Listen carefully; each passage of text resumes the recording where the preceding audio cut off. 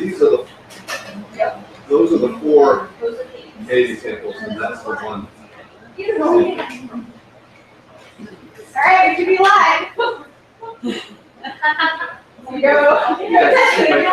About sections right now.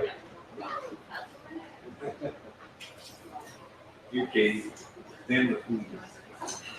You want a picture? Yeah. I'll show. In case you've already signed in, my parents made me signs.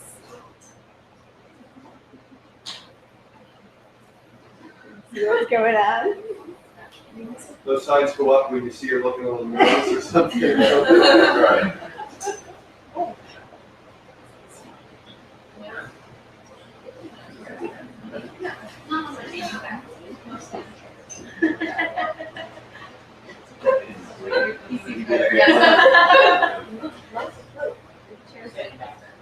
Maybe also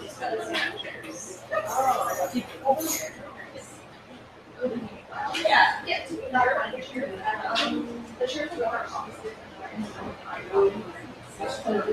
Yeah.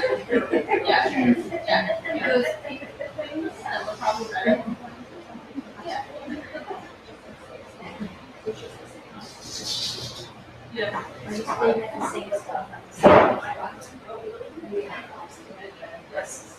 There are like 800,000, especially in China.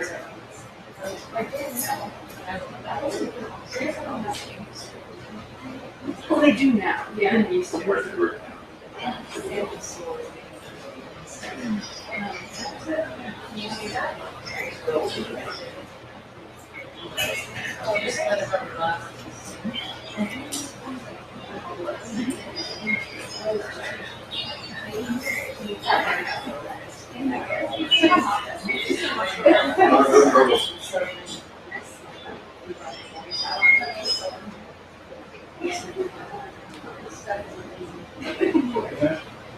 What's that?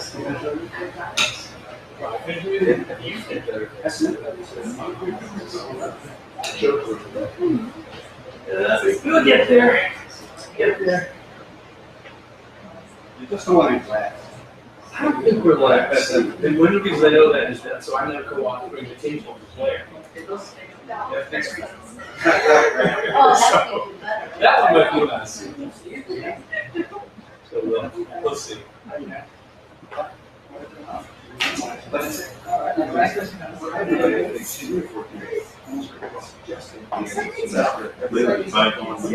think we were all saying, Exactly.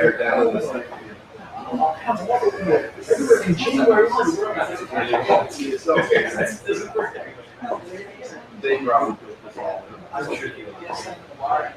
So I'll find out. I'll find out which one had. I'm sure we had one. We did. I bet but most of them just one that did not work. That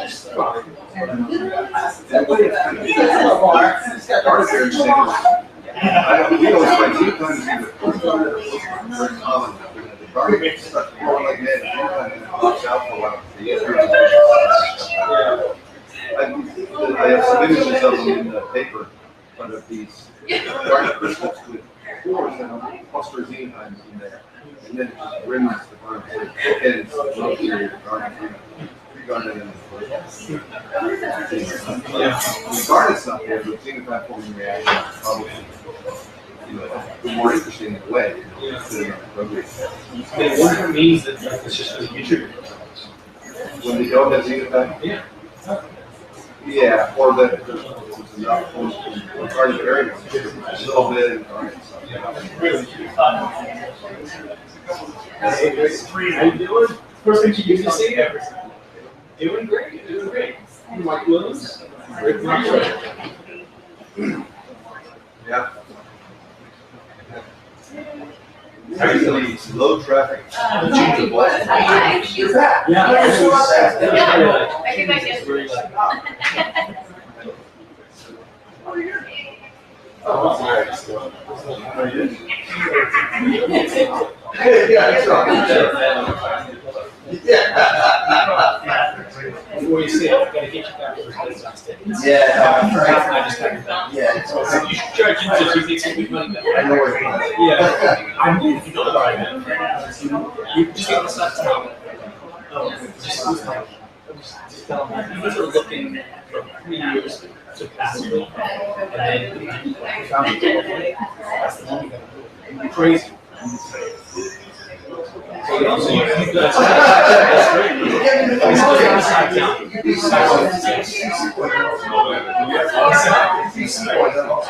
Oh, I don't know about that. I haven't seen that. I can see Christine, yes.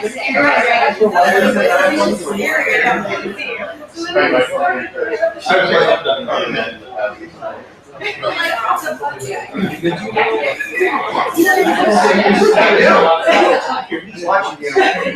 Yep. Who doesn't want to? Yeah, that's open, yeah.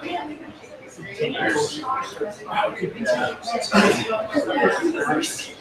Did you know Christina? Yeah, so she's she just finished her first year. Right. That's how it's supposed to be. Yeah,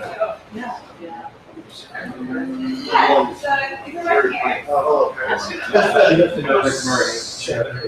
Okay. yeah, she was here. There you go. Thanks for coming. She and I were. Okay.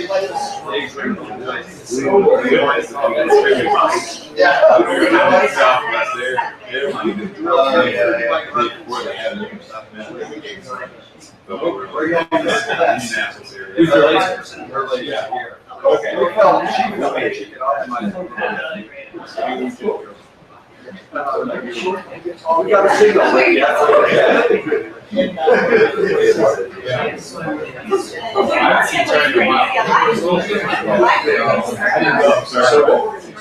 Hey, Joel, how you doing? How are you? Yeah, I'm the chair. I'm just in 8 seconds. It's good.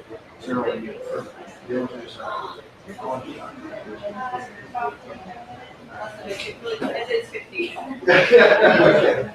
So, did you talk? Questions? Okay.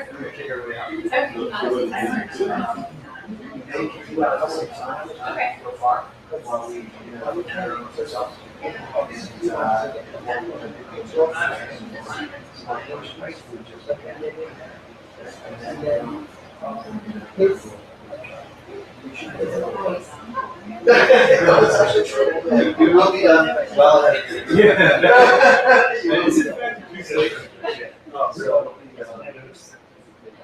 Very hard to match.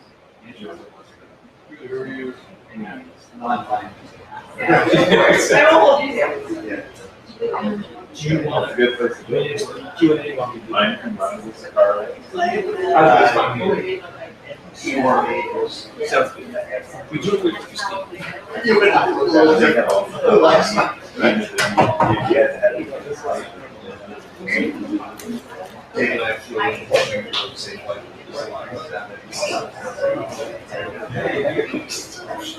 And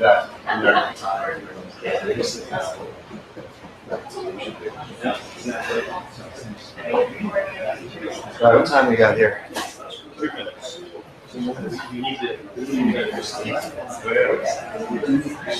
She's right here. She came in.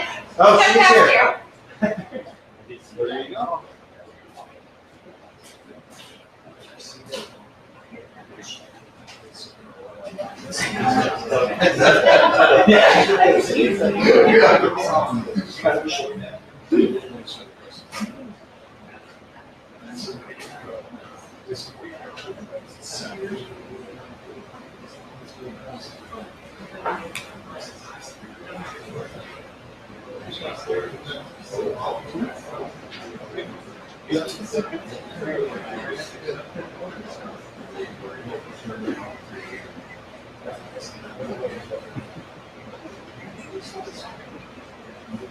All right, folks, might as well get started here. Since we have everybody here of importance, most importantly, My name is Rick Murray, and I'm a professor here in the Department of Earth and Environment, and I have the pleasure to serve as chair of the examining committee.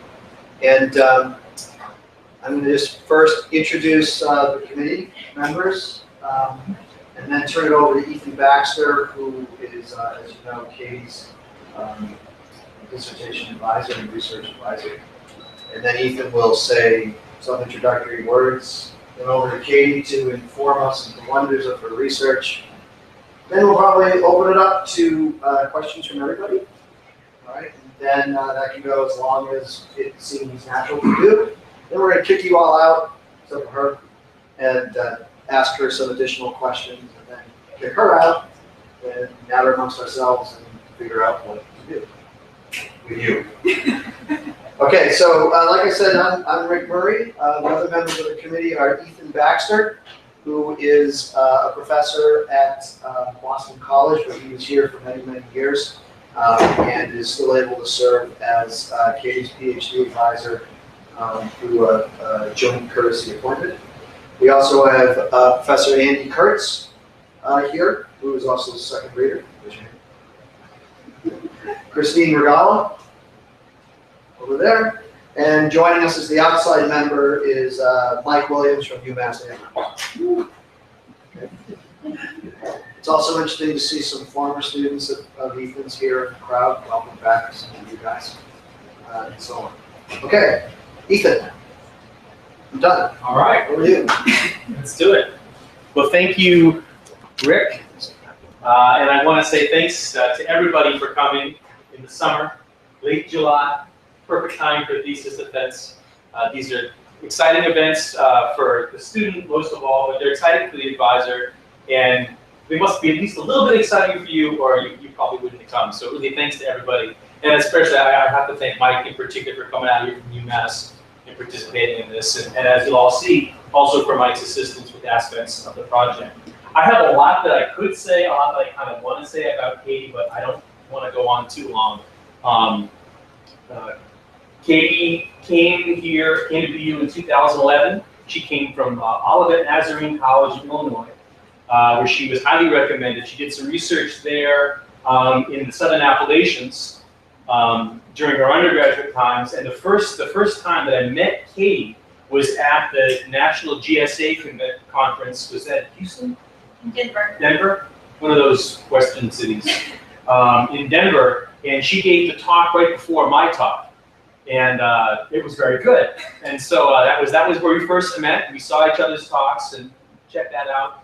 I liked her so much that I flew all the way back here to interview her. I was on sabbatical in Switzerland. I flew back to interview Katie, offered the opportunity to come. She said yes.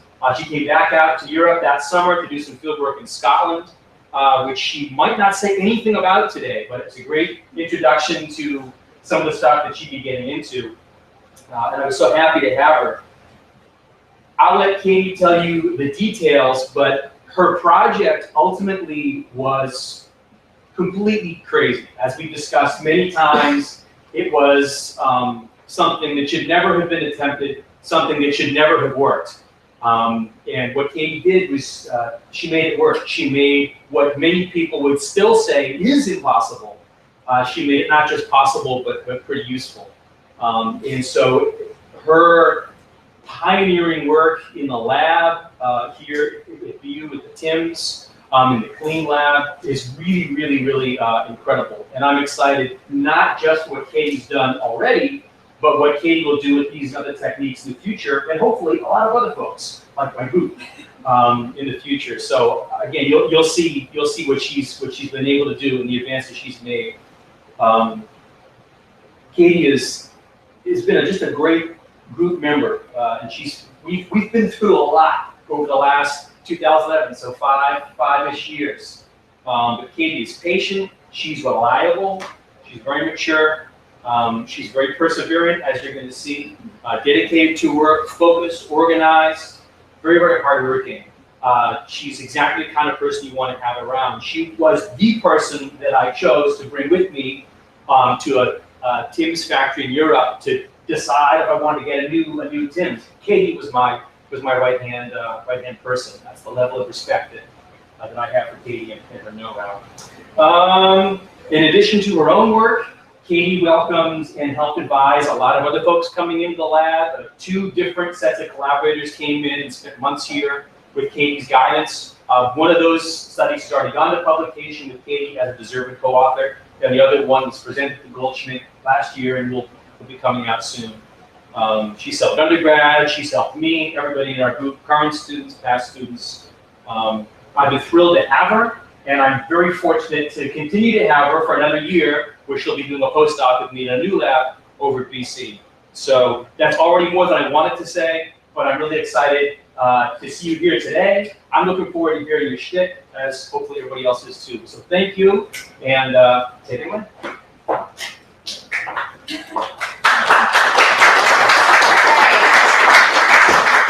Thank you, Ethan, for that kind introduction, and thank you all for coming today. And I also want to give a shout out to the people who are watching this via live stream. We're live streaming it, and there are people watching from coast to coast. So there's even a bigger audience than you see here.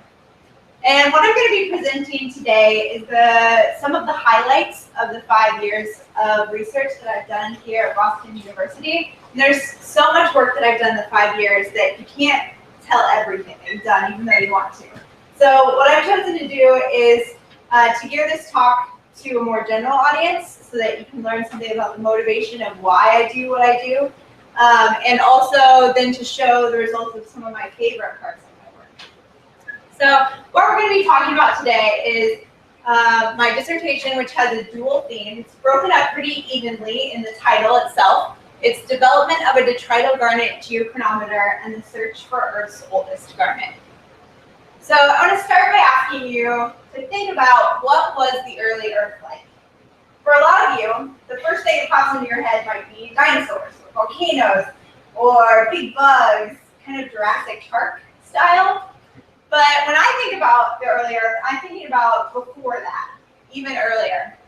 So I'm going to be talking throughout this talk about a time period on Earth called the Hadean and the Archean.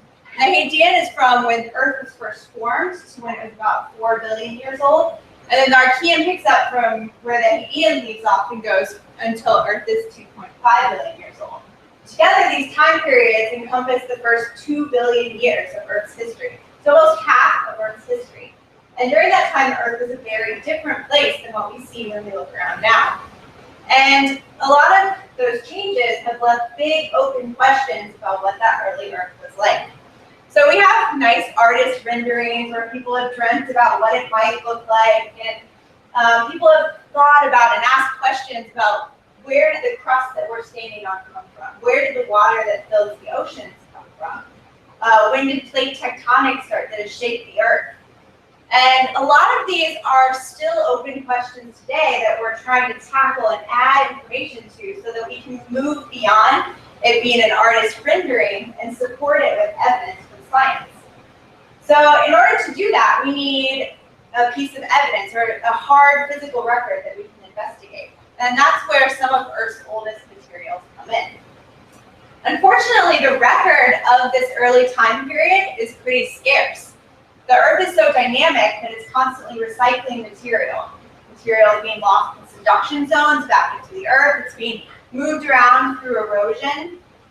And as a result of that, we only have a limited record of the Earth's first 2 billion years we could go up and scoop up and look at and study. And it comes in mainly 2 forms. One form is you have these isolated Archean cratons.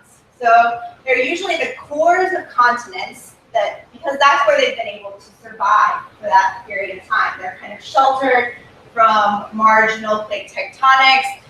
In a lot of places, they're currently covered by ice and by younger sediments that are protecting them from being eroded away. When you look at this map, it actually overstates how much of this material is out there.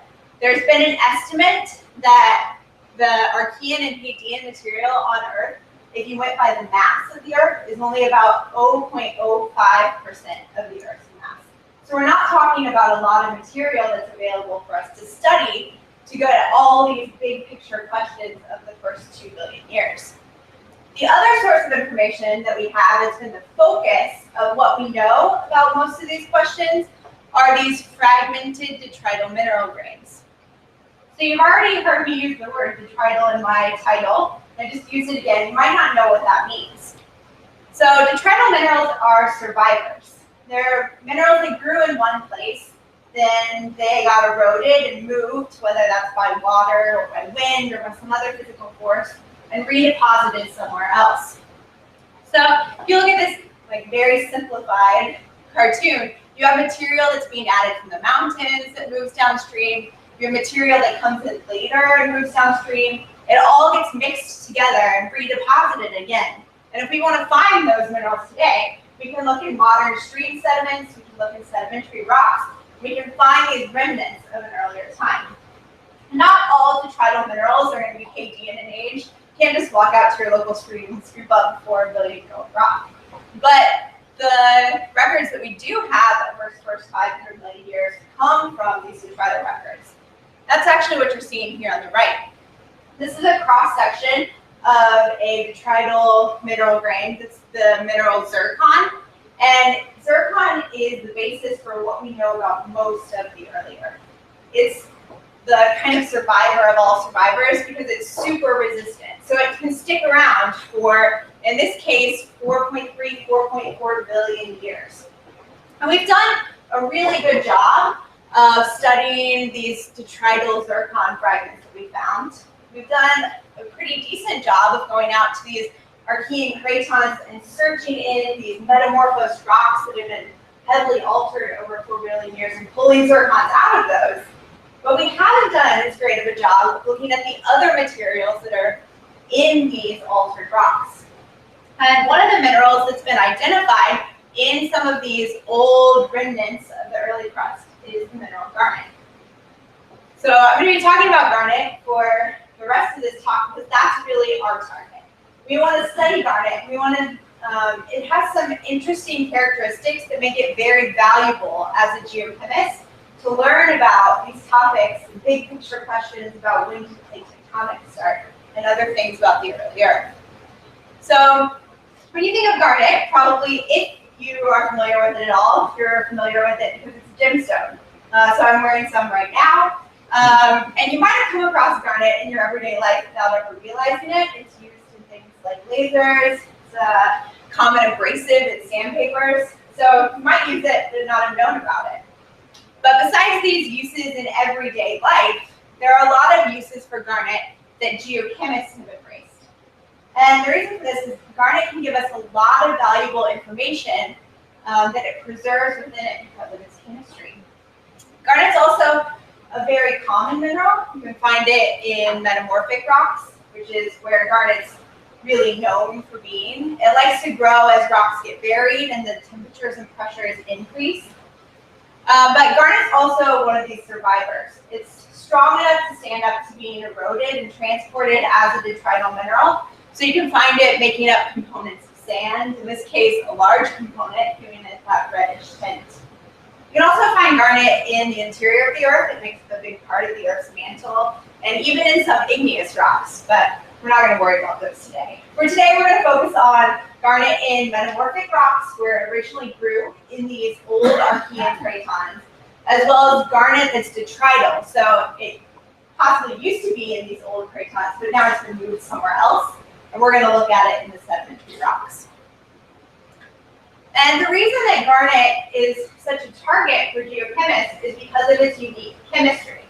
And I put up the generalized garnet formula for you here. And if you look at it right away, it looks pretty complicated and messy and lots of substitutions that you can use, but it's really not that bad. And the reason for that is it only has a limited number of sites that it can fill with these different elements. So for example, if you look at this first site, it has 3 spaces that it can fill with some combination of iron, magnesium, manganese, and calcium. And the element it's going to choose to fill that spot is governed by the pressure, the temperature, and the availability of the element or the composition of the rock at the time that it grows. So once you go out in the field, if you were to walk down the mountains, you found a rock and it has a garnet in it, you picked it up and you analyze the chemistry of that garnet, you're at the other end of that. It's preserved the chemistry, and we can use that to back out what the pressure and temperature composition were like when it grew. And you can use geothermal barometry and thermodynamic modeling to determine the conditions, and the chemistry itself can help point us to the tectonic settings the garnet came from. This is really important in detrital garnet because the garnet's no longer in the same rock where it grew. We might not know where it came from. We don't know if it came from the mountains. So in this case, there might be a way to back that information out, which is very valuable when you're talking about geochemistry. The other important thing about garnet is that within this chemistry, it can also preserve trace amounts of radioactive elements, primarily samarium and lutetium. And from that, we can use it to do garnet geochronology. So we can look at the chemistry. We can learn something about the pressure, temperature, composition, tectonic setting. We can look at its radioactive components, and we can understand its age. And this is a key because you compare the two together, and it gives you a metamorphic signature for rock. And this is important because I talked a lot about zircon, and we've studied zircon, we know about zircon, but zircon is primarily a record of igneous events. So it's really good at telling us if there was an eruption or an intrusion. It's not so great at telling us if there was, for example, a mountain building event, but the temperatures didn't get hot enough for zircon to grow. It might miss recording that entirely. So garnet is complementary and lets us look at another part of this early Earth history, if we can find old garnet that's stuck around. And additionally, metamorphism in these Archean old rocks has been pretty poorly studied. The goal, if you have an old rock, you want to know, well, what's the oldest age that it can tell me? What's the earliest I can get out of it? But you might not pay attention to changes it's undergone since then. And that's a really important part of understanding the story of these old altered rocks, is understanding not just when it first appeared, but how it's changed since then, and how that changes the story of how we interpret those first stages. So my dissertation, as I mentioned earlier, is arranged into separate themes, but they're interconnected with one another. The bulk of my dissertation was focused on the development of a detrital garnet geochronometer.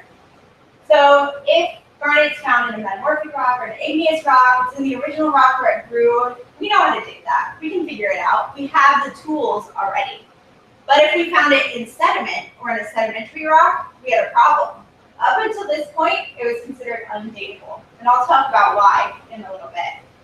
And so my goal was to develop a way of getting around that impossibility so that we could look at and date garnet from any tectonic setting that we can find. So at this point, almost any garnet that you were to hand us, we could probably figure out how old it is, which is exciting.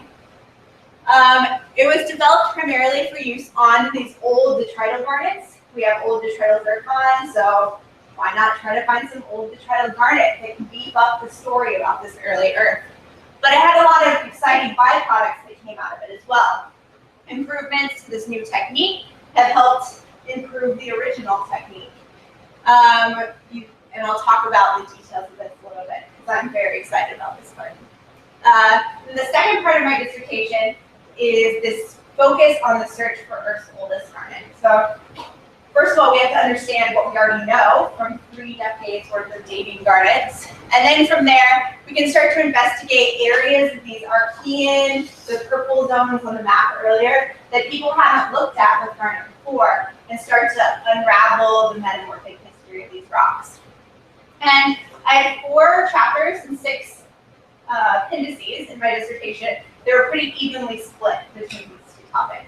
And I can't cover all of that today. You would be here for hours and hours and hours, and you don't want to do that. So I'm going to talk about some of the highlights. I'm going to talk about 2 of the chapters, 1 for each of the themes. But before we get into that, we have to talk a little bit about this big method that I've been talking about. And a lot of you in here have heard me say, I have to go into the lab, I have to go do an experiment, and this is what it looks like when we go into the lab. So I hope you guys might enjoy seeing that. That's what it looks like? That's what it looks like. That exciting. All right, so the first thing you need to know is how do we get an age out of the garnet? And we're going to run through a tutorial of how dating a garnet works, because most of you probably aren't familiar with that. And as I mentioned before, garnet takes in the radioactive element samarium. And as samarium decays over time, it produces an isotope of neodymium. So we measure 147 samarium, that's the radioactive one, and 143 neodymium, that's the one that's produced. And we compare it to 144 neodymium, which is a stable version of neodymium. And by measuring the ratios, we can look at age. Wait, that doesn't make sense. How does that work? All right, so we'll go through more detail. All right, so what we need, we have a rock. This is traditional garnet geochronology. Scoop up a rock, pull out the garnet on one hand, analyze it. On the other hand, the whole rock. We get 2 points. Here's the whole rock, here's the garnet. And this is what it looked like when it originally grew. The garnet likes to take in samarium. So it had a high samarium neodymium ratio. And the rest of the minerals, they don't want the samarium. So it has a low samarium neodymium ratio. As time passes, that samarium is going to start to decay. And you're going to get a lot of decay in this one that has a lot of samarium. Not so much decay in this one that doesn't have very much. And the slope of this line is the same for the decay. That's because we know how long it takes for samarium to decay. So it's like a clock that started ticking. And these points are going to move up there. So now we have, this is what it looks like when we measure it today. We get this point up here, which is our nice clean garnet. This point down here, which is our whole rock. We can even add another point if we want to better constrain where our line is going to go and put a line through it. And the slope of that line allows us to determine how old the rock is. Whoa, that works great. But what about the tridal garnet? All right, so now we have garnet that grew in one place, it's been eroded, transported, moved, and deposited somewhere else. Great. I'm going to measure that garnet point. I have my point. Uh-oh. Here's the problem. I don't have another point to pair with that. Before, I was able to take the whole rock and analyze that all together. Because it all grew together, it was in equilibrium, it had it closed, no communication with the outside world. I don't have that with my detrital garnet. There's one previous attempt at dating detrital garnet. What they did is they took the sediment, the sedimentary rock, and analyzed that as the whole rock. The problem is, you can have material from multiple sources that are being all mixed together in that. And it'll work in some cases where you have limited sources, but if you have a really complicated system, you're doing a lot of averaging of the ages. So instead of doing that, we decided to go a different direction. And one of the great things from a geochemist point is within each garnet, there's remnants of other minerals that are inside of it. We call them inclusions. So tiny specks of whatever else was in the original rock that it grew with. And we can use this as a proxy for that whole rock because it traveled with the detrital garnet, and it's the only remnant we have of what the original chemistry was like in the rock. So now, problem solved. We have 2 points. 2 points make a line. We can use the slope of that line to tell us about the age.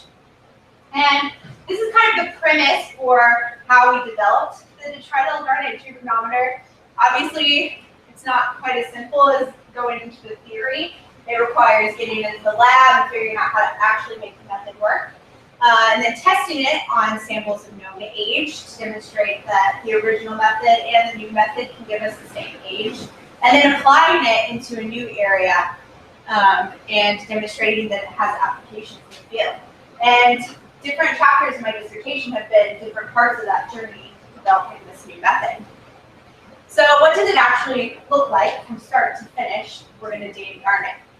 First, you have to pick your sample. And sample selection depends on the question you're trying to answer. So if I'm doing method development and I need to test if this works the same as the original, I'm going to choose a sample that already has a known age. If it's one of these early Earth samples, I'm going to pick somewhere that hasn't been explored before because I want to know if I can find Earth garnet. Once it's been selected, then we're going to characterize it for that chemistry. Remember, the chemistry can tell us a lot about the conditions and where it originally came from. And this has been a big part of method development is how do we do this the best? Because we have a sample size problem. I'll talk a little bit what that actually looks like. but we don't want to destroy any of our grains before we go to analyze them.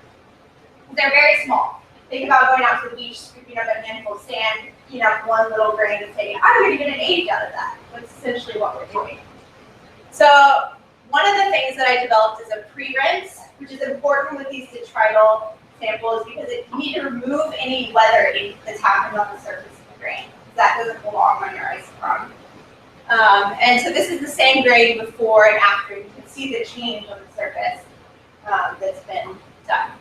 In addition, these are examples of different types of chemical analyses that we might do on garnet that you'll see as I talk about the different chapters, different combinations of these types of analyses. This is a more traditional analysis. So you'll take the garnet grain, polish it through the center. You can use an electron microscope to understand the chemical zonation that's going on and that's been preserved. This is what it looks like if you put it on a tabletop SEM. And I've used the tabletop SEM heavily because you don't have to sand away half of your grain, you don't have to coat it, you can recover it, you can get chemical and age information on the same grains. And then last but not least, this is called a ternary diagram. We talked before about the different substitutions in chemistry. There's 4 primary ones that were those 4 sites that we showed that fit into 3. So you have iron, magnesium, calcium, manganese. You just combine 2 of them together because you have 4 and only 3 points on your triangle.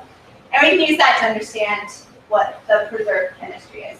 So just a quick example, if it's all the way at one of the points, that means it's 100%, and it's one of the pure end members. So this would be 100% almandine. If it's somewhere in the middle, it's a mixture of all of the different end members. You can get out the percentages based on what line it's sitting on. And this is real data from detrital garnets.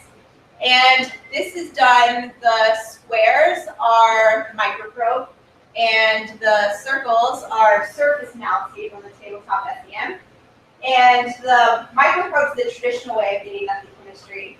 The SEM is the new way that I've been testing that helps us preserve the sample size. And it gives you approximately the same answer, which is great. That means we can use the surface analyses as a proxy for the internal chemistry. All right, so from there, we're going to move on. We're going to take our garnet, crush it up. You can see all of the black spots. Those are the occlusions of other minerals within it. We're going to expose them to strong acids, and the garnet is strong enough that it's going to hold up. It's not going to dissolve in those strong acids, but all these inclusions are going to dissolve away.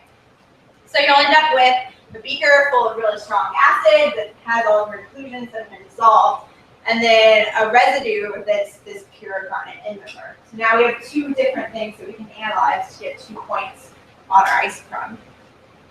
From there, you can move it into column chromatography, which is just 3 different steps that we use to go from this inclusion leachate and the garnet to a vial of neodymium, vial of samarium for each of the 2 samples. And then finally, we can put it on the thermal ionization mass spectrometer that we have here at BU.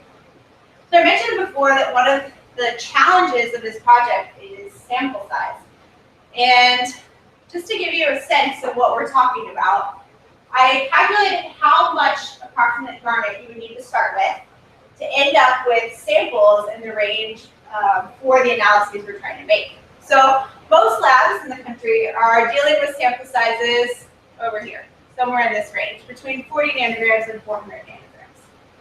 And the Baxter lab has really been pushing towards smaller and smaller samples. The less material you need, more questions and possibilities and things that you can kind of go after trying to understand.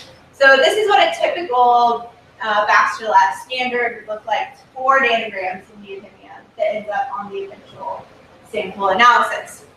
And this is what my samples look like. So because I'm working with detrital sediments, we don't want to mix different grains together. We want to be able to date an individual sand grain. So we have the challenge of moving from standardized methods that are built for this or that have been modified here to deal with this, down to something that allows us to deal with these very small, very challenging sample sizes. Some of the ways that we've addressed this have been improving blanks, so we don't have contamination from outside sources. introducing a blanket correction that allows us to correct for any of that contamination. And as well as just, physical methods of how do you crush something that's that small without losing most of it. So I thought that this really illustrates part of the challenge of the method development that I've been working on. All right, so enough with the background, no more of that. You know enough to see some of the work that I've been working on. So I'm going to focus on 2 of the chapters, one from each of the 2 themes. And this first one is along the theme of development of the detrital garnet geochronometer. So all the background development we just talked about, this is the chapter which we took all of those shiny new methods and we applied them to a system to understand what's going on with a full-scale application. So the first full-scale large data set that we're going to work with. And because I don't want to drag it out and make you wait until the end to see what was accomplished, here are the main takeaways from this chapter, so that you can see kind of how they fit together as you see the data when it comes in. This is, as I mentioned, the first full-scale application of the developed detrital garnet geochronometer. I did 31 different garnet age temps, so 31 different sand grains we tried to date, and of those, 19 resulted in accepted detrital garnet ages. And the ones that didn't work, we had to learn more about how to improve the method for the future. And then this now comprises the largest single set of detrital garnet ages from the same location. These are single grain detrital garnet ages, so we no longer have to assume that everything came from the same source, because now we're working with one single garnet grain that traveled by itself to where it ended up. And it really pushes the boundaries of what we just talked about on the small sample neodymium analysis, because these include some of the smallest samples that I worked with during this study. It's also the first full data set that has detrital monazite, detrital garnet, detrital zircon ages from the same system. And it allows for the first direct comparison of all 3 of these different detrital geochronometers. So the location for the sample, Ethan mentioned I did my undergrad research in the Southern Appalachians, and we've come full circle and I'm doing graduate research in the Southern Appalachians. This is in the border between Tennessee and North Carolina, tributary to the French Broad River. And these samples were selected because previous workers had already dated detrital monazite, detrital zircon in these tributaries. So we're able to add to it. We already understand something about the age. We're able to add to it complementary information. All right, so chemistry and age paired together. So we're going to look at both of them. Starting with the garnet chemistry, these are the ternary diagrams that we talked about. This is just 2 different arrangements of how we put the end members around the outside points. And you can see that they're very rich in iron and manganese. And being rich in iron and manganese is a strong signature of being from these collisional mountain belts. Oh, good. That's where we are. Southern Appalachians, big mountains. Check. All right. So, in addition to the chemistry, each of the grains that I dated have chemical points. We saw them earlier. There's also ages. And I promised 31 different AG temps. So here they are, all 31. And you can see the ones that worked, the ones that didn't work, the differences between them. And I want to draw your attention to 2 things on this slide. One of them is that if you look at the different ways that the ones that didn't work failed, they failed in basically every way that I can imagine something would go wrong. That sounds bad, but really it's good. It means that I have to test every potential failure in the method and understand where the limitations for this method are. So if you have a sample that's too small, you might lose it physically in the lab. So we know that we have a cutoff size for what the current smallest sample that we can deal with is, for example. In addition to that, if you look at the ages that were successful, you can kind of see what the absolute age is and then what the error bars around it are. You'll see that for the most part, even though these grains are, if you think back to the piles of garnet, these are the ones all the way on the left, the tiniest samples that I worked with. Some of these samples are actually smaller than 40 picograms. And even the very tiny grains or the larger ones, the ages are better than plus or minus 40 million years. This is important because that means they're actually going to be useful. If you got plus or minus 100 million years, it doesn't tell you much about metamorphic events. It lasts for a shorter amount of time. All right, so it's still kind of hard to visualize these garnet ages. So I'm going to plot them so you can see them on something similar to a histogram. But before I do that, you're also going to see data plotted from detrital zircon and detrital monazite all together, so you can compare the three. That was really part of the driving reason that we chose these samples. And you have three different detrital geochronometers. They all have pros and all cons, and they're complementary to each other. We want to do them together. So, for example, zircon, we talked a lot about it. It's ultra resistant. You can date it very quickly. You can date it precisely. There's large global data sets of information available on zircon. But there are some drawbacks. They can have very complicated zonation patterns. It often requires temperatures higher than 700 degrees Celsius in the presence of melt for new grains to grow, or it'll form just a very thin rim around the outside that's often so thin that it's difficult to date. And in a study on the same location that we're talking about right now, they found that in these tributary streams, that the cores of the zircon totally missed all of the later metamorphic events that built the Southern Appalachians as we see them today. They simply didn't report it because the temperatures and pressures were too low for new zircon growth. So then we can turn to monazite, which also can be dated quickly and precisely, and it begins growing at lower temperatures than the zircon. So it's useful for seeing some of those collisional events that zircon has missed, but it's also susceptible to hydrothermal recrystallization. So if you have any hot fluid that goes through the system, it can reset your ages.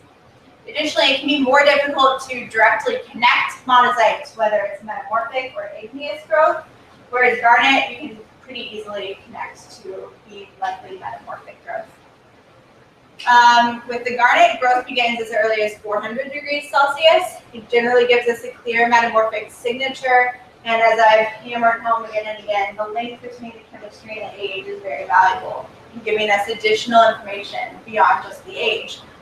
But the cons are it requires a lot of effort to date. You probably got a sense of that as I went through all the background for the method, and the zonation can complicate the interpretation. So none of these are the tell-all, fix-all for the system. We need all three of them together to really give us the full picture. And to illustrate that, this is a comparison of the three different types of ages from across the system. This is all the available age data. The zircon is in blue, the monazite is in green, garnet is in red. And that garnet data is the garnet data that I generated in this project. And as you can see, you have this large zircon peak that's recording early events that are totally missed by the monazite and garnet. But if you zoom in here, this is just this peak here zoomed in. These are the major orogenic events in the Southern Appalachians that have built the Southern Appalachians as we see them now. And you no longer have zircon cores. These are just the very thin rims that have grown on the outside of the zircon. And these zircon cores totally missed this event. You also have an overlap between monazite, zircon rims, and garnet ages, which is reassuring to us. That means we're dating the right event. That helps us with the method development. But the details of how they overlap is a very interesting story and something that we're still working to fully understand. Because monazite, these ages have typically been cited as the peak of metamorphism in this area. The zircon rims, they looked at it and said, it overlaps with the monazite. Great. But the rest of these zircon rim ages were kind of discarded as, and we had some younger ages. So now we have the garnet ages that are a signature of metamorphism, and they're showing up on the young end as well. And trying to understand the interplay between the three is really important. So if you go back and you look to the chemistry and compare it with the age, you actually can come to the conclusion that maybe what we're seeing is some late garnet growth.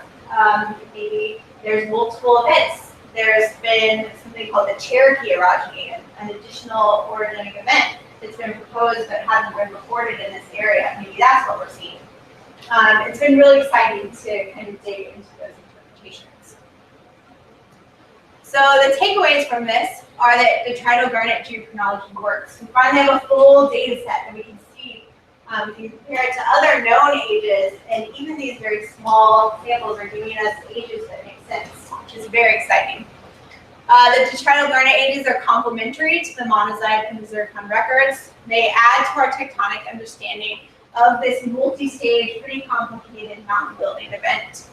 The zircon cores totally missed that younger event, but by using zircon rim ages, garnet, and monazite, we tend to see the full peak and variations in temperatures and pressures. And it lends significance to these younger Silurian ages in the region that we need to dive into and figure out what was actually going on. Maybe it's not as cut and dry as these three discrete events that we thought it might have been. So usefully precise garnet ages are achievable with single sand-sized garnet grains. All right, so one more example, now turning to a search for the oldest garnet. If you're looking at the picture and wondering, this is what happens to your lab shoes after 3 years in the lab, and you replace them. We work with very strong chemicals, and you can see the evidence that's going on here. All right, so we talk about the two themes, and you've learned a lot about the development of this detrital-garnet geochronometer. So now we want to go to a location that preserves evidence for old material and see if we can find detrital-garnet that we can test. That's why it was developed in the first place. For that, we chose 6 samples from the Jack Mills metasedimentary belt in Western Australia. And if you've heard of it before, it's because that's the location where the oldest known terrestrial material on Earth is found. There are these detrital zircon grains that have been dated between 4.2 and 4.4 billion years old. So what we did is we went to the same location, scooped up rocks, and decided to see if there was detrital garnet in them. Because we had reports from different workers that there are minerals that look like garnet in these. So the first thing we did is we searched for Jack Mills detrital garnet. And we took 2 different attempts at this with 2 different samples from the classic Jack Mills location, multiple identification techniques, and we didn't find garnet. Everybody said we would find garnet, but there was no garnet there. So instead, we turned our attention to additional samples that were provided by collaborators from 4 kilometers south. This will still allow us to look at regional metamorphism that's impacting the Jack Mills metasedimentary belt without being directly in the belt itself. And these samples are both gneissic, so they've been heavily altered by metamorphism, but one of them gives an indication of having an igneous origin, the other one gives an indication of having a potentially metasedimentary origin. So maybe there's still detrital garnet that survived in that metasedimentary one. So in doing this study and dating these 2 samples, I used both the new detrital garnet geochronometer method as well as traditional garnet geochronology so that we covered our bases no matter what we find. All right, so as always, start with chemistry and see what it tells you. So another ternary diagram, and looks kind of similar, high iron, high manganese. Once again, signature for classic kind of metamorphic conditions in a collisional belt. All right, so we also use some additional techniques to try to understand better the chemistry of this area because these are such important samples. This is a look at what the garnet grains look like under the tabletop SEM, so you can see the irregular grain shape. And these are cross sections of the garnet, so you can see the zonation. And this is important because these actually demonstrate reverse manganese zonation. Typically, we would expect garnet to have a lot of manganese in the center because it really likes to take up manganese early in its growth, and less manganese towards the rim. In this case, we have the exact opposite. We have the most manganese at the rim and very little manganese in the center. And this is, both this and the irregular grain shapes are important because they tell us this probably isn't the signature of nice prograde metamorphism, rocks getting buried, garnets growing all nicely. Instead, this is probably a signature of a retrograde or re-equilibration of the garnet, which is not too surprising in an area that's undergone multiple metamorphic events, but it changes how we're going to interpret the age that we get here in a minute. All right, so now we turn to garnet geochronology. And as I said before, I used both the detrital garnet geochronometer and traditional garnet geochronology, and that's what you're seeing here is traditional. So these are all different analyses of garnet, varying high samarium neodymium content, and down here you have the whole rock all together. The 2-point isochrones aren't shown here, mostly because there are so many of them that it's a mess. It's really hard to see what's going on. And from these, this is just for one of the 2 samples for clarity. We're only going to focus on one. You can see different ages with some variability, depending on which garnet analyses you use and whether or not you include the whole rock. So from this, and based on the chemistry that we saw, where you're seeing a retrograde type signature, the age we decided to accept is this age up here. It uses 4 different garnet analyses. They're the 4 largest garnet analyses, as well as the whole rock. The reason we did that is this sample is the one that has the igneous origin. There's no reason to believe that we should use a detrital garnet geochronometer on it. We should use the typical way of dating garnet. So this age gives us around 2.6 billion years old, which is firmly in the Archean. And this is important because it agrees with estimates for peak regional metamorphism that were already present in this area, but it's at the young end. So the kind of classic, based on a field book, said that metamorphism here happened from 2.6 to 2.7 billion years ago. And that's about as much detail as we knew about what was happening. These garnet ages are right on the young end of that estimate. And because it preserves this retrograde signature, that means it was probably growing late during the metamorphism, or the age is being reset late. So we're going to interpret that as a minimum age. So it helps confirm the minimum age of this window that we have for metamorphism. And because we searched for detrital garnet in the Jack Hills, but we didn't find any, the search for old detrital garnet is ongoing. So if you happen to have a sample of it sitting around, you just let me know and I'll take it. So these are the 2 ages we ended up with for the samples from 4 kilometers south, and it helps confirm the minimum age for this peak regional metamorphic event and inform our understanding of the Jack Hills metasedimentary belt, even though it's not in it. Additionally, it's important because it builds our record of Archean garnets. A project I'm not going to talk about that I've started and is ongoing is I'm compiling all of the garnet ages from the literature. And there's really only about 50 ages of Archean garnet from anywhere in the world. So each new Archean garnet that we're able to date adds to our understanding and adds to that record. And eventually, once we have enough numbers, you can start to use it to understand what was going on. All right, so we'll just go over the highlights. Some of you are laughing because of this picture. If you don't know why people are laughing, you can ask Ethan about it. All right, so these are the main things that were accomplished in my dissertation. I haven't talked about all of them. There's just too much to get through.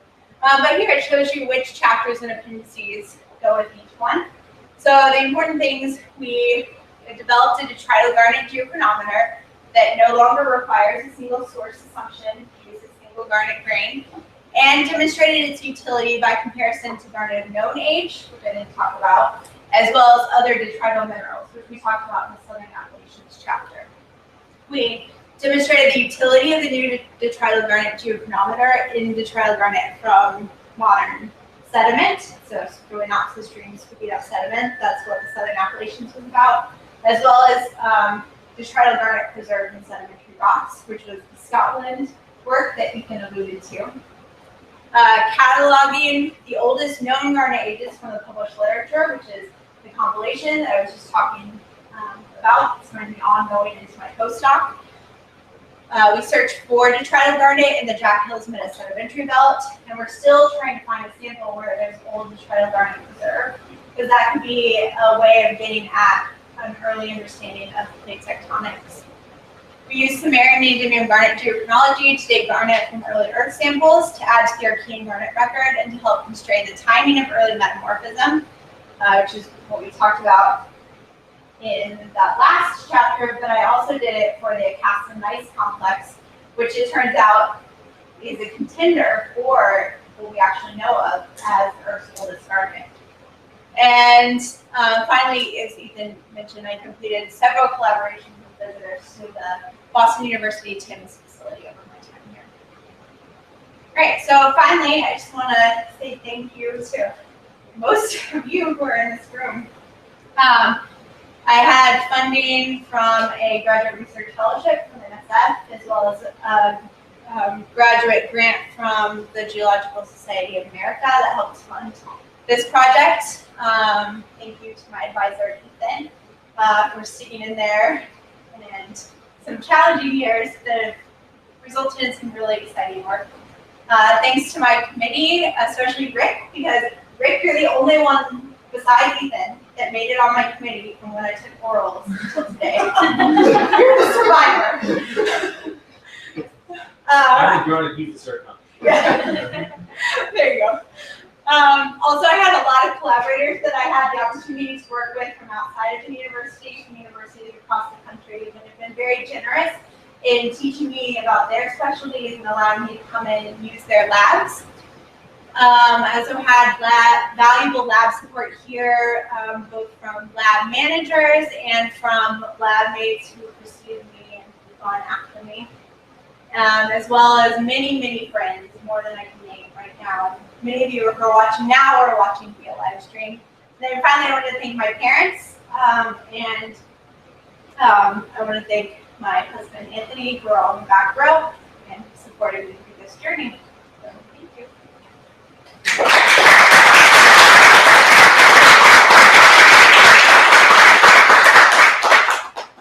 Nice job. So as I said, time for questions from anybody, including parents, if you really want to have it, and family. But general questions from anybody. So you mentioned about the Jack Hills, the metamorphism, the 2.6, and there's an upper end. 2.7. Yeah, 2.7. And so there's only like 50 or so you were saying because old ages in general. That small number, that number you got, 2.57 and 2.59 plus or minus, really small error bars. Are those like some of the youngest, or if not the youngest, because there's so few samples in general, and really awesome error bars anyways? Yeah, so let me back up. You're talking about this slide. Right? Yeah, I mean, just like you said, there's a range, and you said there's not that many samples, so. Yeah. So the evidence in the Jack Hills, not many people have looked specifically at where this metamorphism happened. And part of the challenge in the Jack Hills is the metamorphism didn't get very hot. So you don't really have zircon that recorded a lot of this metamorphism. So most of what we know about the metamorphism is based on monazite ages and xenotime ages, and there's a range for those. And we don't really understand why there's such a large range in it. And the differences you see, I think what you're talking about is the differences between these ages.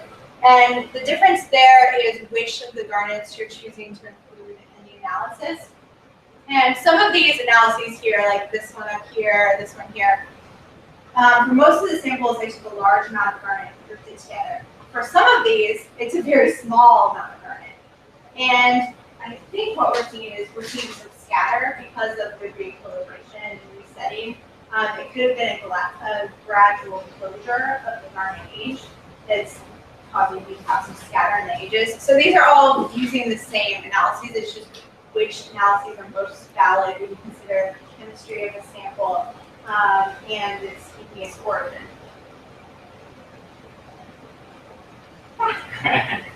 Extremely interesting research, no discussion about it. Just follow up a little bit on that question, on that diagram here. 2.6 is actually not 2.6 billion years. It's not unusual for the Australian crater. The Pilbara Craton, I think, is the last metamorphic event that was actually recorded at 2.6, if I remember correctly. And in your abstract, you wrote something about the Acasta gneiss, which actually had 2.6 or something around that. It's older. It's a little bit older, but there's some remnant of older information in that Acasta gneiss, if I see that correctly. could it be that actually the garnet you're dating here records actually the last metamorphic event which is going on? Because I think the Castanise was also a little bit at the proto-Archean boundary, if I remember that. Yeah, so the Archean one, just to give everybody a background on what you're talking about. The Castanise complex, which is another chapter in my dissertation I didn't talk about, a dated garnet from it, and depends on if you include the whole rock or not, the age that you get. If you include the whole rock, you get about 2.9 billion years old, which is quite a bit older actually than these.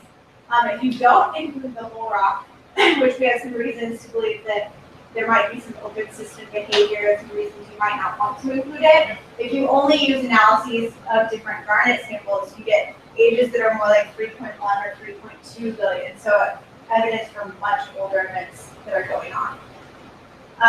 Which we can talk about more later. I know I don't have slides All right. for those. But to get back to your question here, the 2.6 age that you're talking about and that I'm seeing is a common event across the larger craton as a whole. And part of the reason for that is we actually think it's two cratons that are colliding together, and it's a large regional event. So the ages we're getting aren't that unrealistic. It's basically recording when that last metamorphic event I think it's found in the Jacksonville as well. And by the way, the oldest fragment is just a fragment within the zircon, and it's not the zircon itself. But nevertheless, it's recorded in the Jacksonville as well. I have. Can I ask another question? Someone else have a question? I got one, if I could. Your graph of distribution of the abundance of different minerals, you had monazite. Can you go back to that graph? You had monazite, zircons, I think was the first part. This? That one. Yeah. So the monazite one looks like a perfect Gaussian distribution. Yeah. Is that just true? Or why is it that, I mean, is there really, for some reason, the statistics line up so when you go from 8 to 16, from zircons to monazite, you end up having a perfect distribution? Or what's going on with that? Yeah, so these are probability density functions that you're seeing here. So it's taking into account the errors on the samples. It's taking into account how many of each age that you have and the errors that they have. And there's actually a lot more monazite data for these. So the distribution's better. It also has their error bars on the monazite are smaller, so it gives it a But as graph, you have number on the left and relative probability on the right. So is the difference, you say you have a lot more monazites, you have twice as many at your peak. And is that twice as many enough then to force that to be a perfect distribution? I don't know what forces it to be perfect, but because you have enough samples that all cluster around the same number with very small error bars, it's going to assign greater weight and probability to those analyses than to the garnet, which have a wider spread and larger error bars. It's going to spread those out and say that there's a range here and this is the probability. Okay. So you get a less nice Gaussian. That's a good and accurate answer. So then, which leads to my real question is, given that, what's the probability that your zircon graph or your garnet graph, if given those same numbers as your monazite, would be as constrained as your monazite curve? Yeah, if we had, as many samples as we wanted to do, nice tight error bars. That's what you're asking, right? We would expect the distribution to tighten up. But if you look at where the peak is for these, even if you tightened it up and made it higher, you're still getting a little bit of offset. Yeah. So the peak here for monazite, if you tighten this up, you end up with a peak somewhere over here. If you tighten this up, it's probably about here. So there's still a little bit offset, but the offset is much less significant. Can you put a number on whether, my fat head would, can you put a number on, is this going to go like this, like you just sort of said, or is this going to go like that? Can you assess that?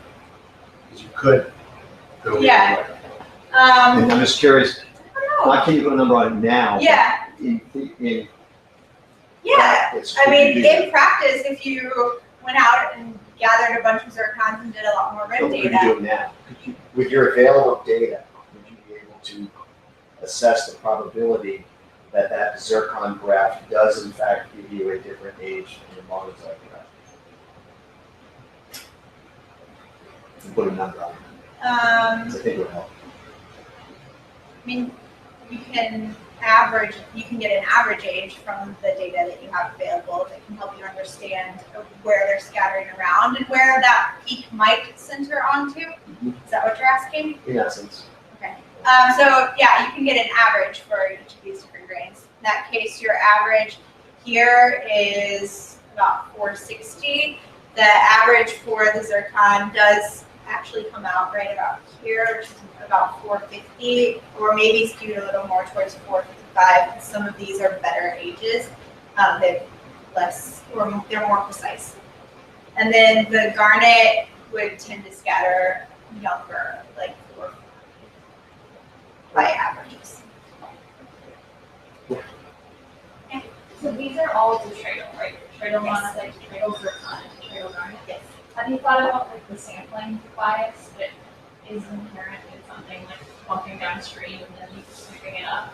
And also, detrital zircon rims surprises me. Like, would the rims get knocked off when we feel on the board or something? So, Yeah, I mean, that's part of the reason that you have less data on the zircon rims than you have on this massive peak over here of zircon cores. The zircon cores are sticking around, some of the rims are getting, as it bumps along down the stream, they're getting knocked off on the edges, making it more difficult to assess it. do you think that like maybe the very, very youngest age has been completely destroyed and that maybe your zircon would be on top of your garnet more or something? Yeah, No. it's possible. Could happen.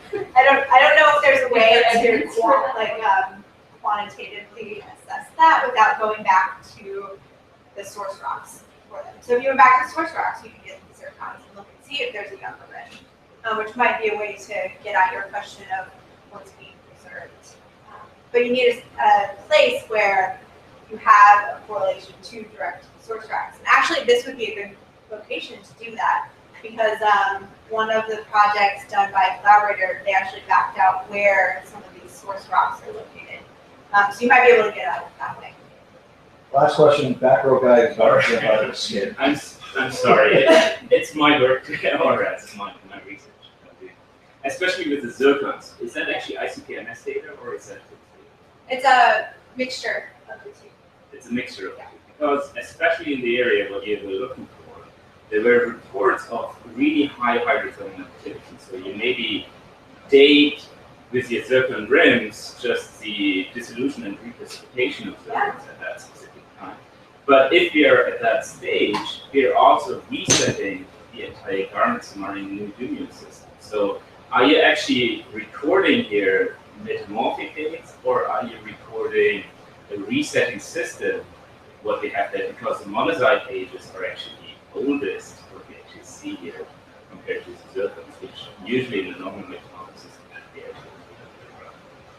Yeah, so you should be able to assess a little bit whether or not you're looking at a resetting age or original metamorphic by going back to the chemistry of the garnet that's preserved. So if you look at the growth zonation, whether you're preserving a nice, prograde, or if it's been flattened and wiped clean, then that's an indication that your smearing the neodymium system might have been reset as well. But when you're talking about a hydrothermal event, that's one of the benefits of using garnet is it's pretty resistant to resetting during You only need hydrothermal to be events. above 400 degrees, and then you're. No, you need to be above 700 and 750 degrees. Is that the resetting closure time? Yeah, the closure temperature of garnet is higher than its initial growth temperature. And these areas don't give indications of having been at those high temperatures for long enough to totally reset the garnet age.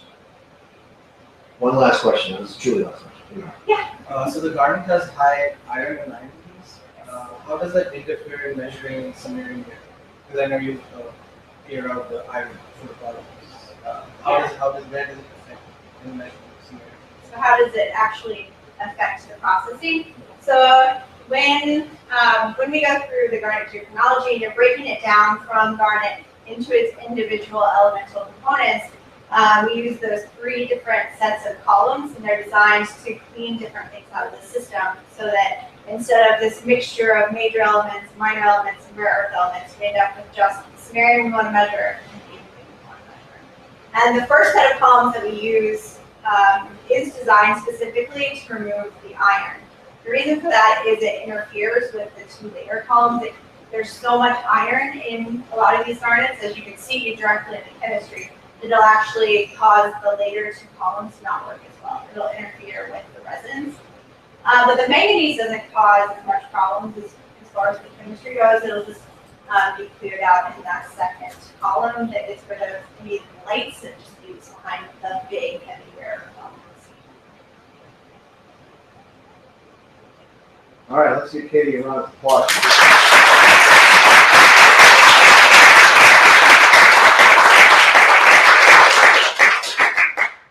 And we will excuse everybody at this point, including you, Katie, so we can just have this a quick one. I'm going to stop the live stream, but then. Yes, absolutely. Please stop that live stream. The Bye. committee's just going to talk for about 5 minutes. Yeah, it's